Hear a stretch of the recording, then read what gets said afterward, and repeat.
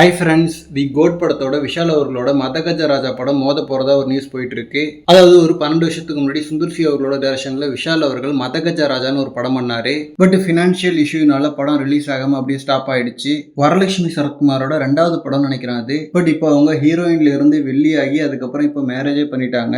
So Prashanth அவர்களோட அந்தகன் படத்துக்கெல்லாம் மதகஜ ராஜா ஒரு Godfather மாதிரி.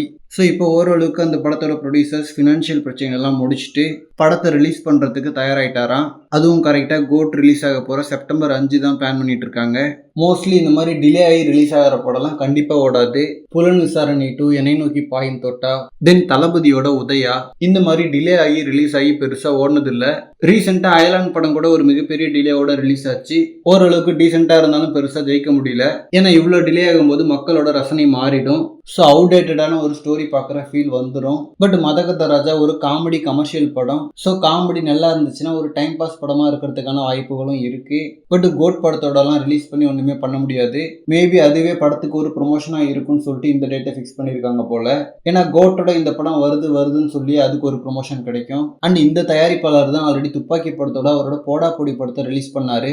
ஆக்சுவலி போடா பொடி ஒரு வாட்சபிளான படம் தான். பட் துப்பாக்கியோட ரிலீஸ் பண்ணதால காணாம போச்சு. இப்போ சேம் ப்ரொடியூசர் மதகஜ ராஜா படத்தை கோட்டோட ரிலீஸ் பண்றாரு. போடா பொடி மதகஜ ராஜான்னு 2 படத்துலயுமே வரலட்சுமி சரத்குமார் இருக்கிறது ஒரு கோஇன்சிடென்ஸ். ஸோ கோட் முன்னாடி இந்த படம் சர்வைவ் ஆகுதான்னு சொல்லிட்டு வெயிட் பண்ணி பார்க்கலாம். பட் இன்னும் அஃபிஷியல் ரிலீஸ் டேட் அனௌன்ஸ்மெண்ட் வரல. ஏன்னா இன்னும் அந்த ஃபினான்ஷியல் இஷ்யூஸ் எல்லாம் சால்வ் பண்ணிட்டு தான் இருக்காங்க. ஸோ அதெல்லாம் முடிச்சுட்டு படம் ரிலீஸ் ஆகுதுன்னு சொல்லிட்டு வெயிட் பண்ணி பார்க்கலாம். அண்ட் இந்த மாதிரி தளபதி பத்தின ஹாட்டான அப்டேட்ஸ்க்கு நம்ம விஜய் ஃபோர்ட் சேனலை சப்ஸ்கிரைப் பண்ணுங்க. தேங்க்யூ.